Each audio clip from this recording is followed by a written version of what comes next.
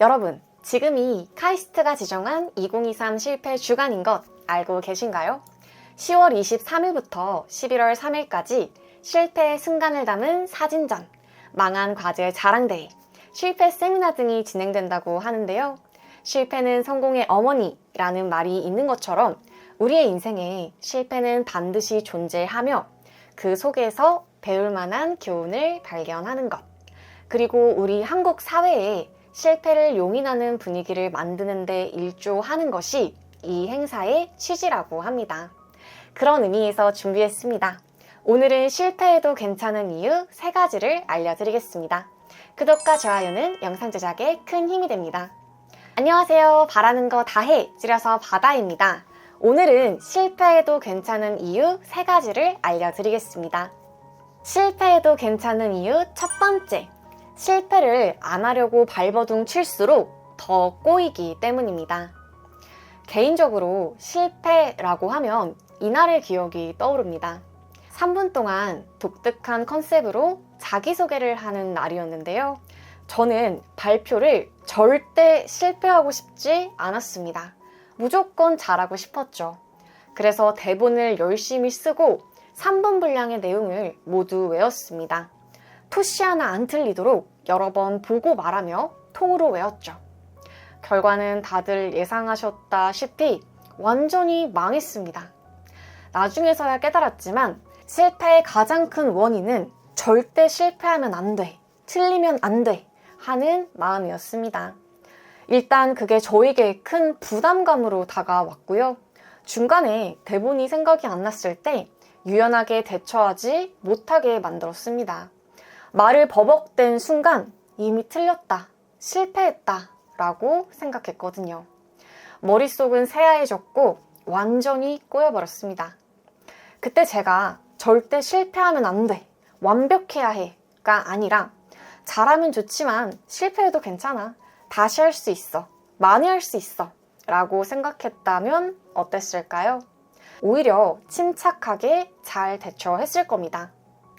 책 실패를 해낸다는 것에 이런 이야기가 나옵니다. 언젠가 인터넷에서 봤던 것 같다. 4살 아들이 스마트폰으로 게임을 하다가 페일이 뜨자 좋아했다. 의아해진 아버지가 묻는다. 페일이 무슨 뜻인지 아니? 응, 아빠. 실패라는 뜻이잖아. 그러면 실패가 무슨 뜻인지는 아니? 그럼 다시 하라는 거잖아. 실패는 또 다른 시작을 의미하기도 합니다. 우리 실패를 해냅시다. 다시 시작합시다. 실패해도 괜찮은 이유 2번째, 더 나은 방향을 제시해주기 때문입니다. 그럼에도 실패가 두려우신가요? 사실 저도 마찬가지입니다. 최선을 다했는데 결과가 좋지 않으면 당연히 힘들죠. 때론 다음에 시도하는 게 겁나기도 합니다. 하지만 우리의 인생은 성공과 실패의 연속입니다. 살면서 실패를 하지 않는 건 불가능하죠. 또 실패가 마냥 부정적인 것만도 아닙니다.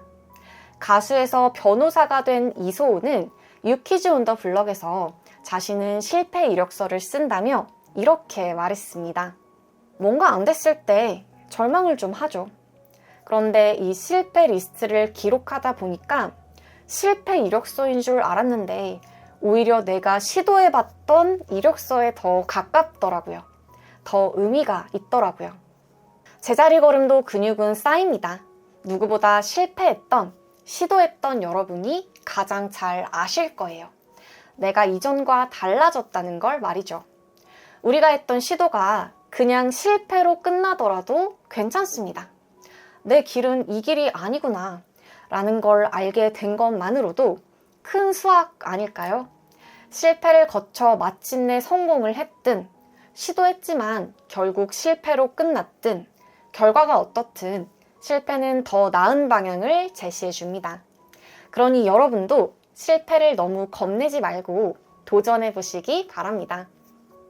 실패해도 괜찮은 이유 3번째, 좋은 실수는 성장의 밑거름이 되기 때문입니다. 알쓸 인잡에서 김상욱 교수는 실수를 하는 것은 당연하고 중요한 건 좋은 실수를 하는 거라고 말했습니다. 그러면서 좋은 실수를 하기 위해서 첫째, 다른 사람은 물론이고 스스로에게 실수를 숨기지 않을 것.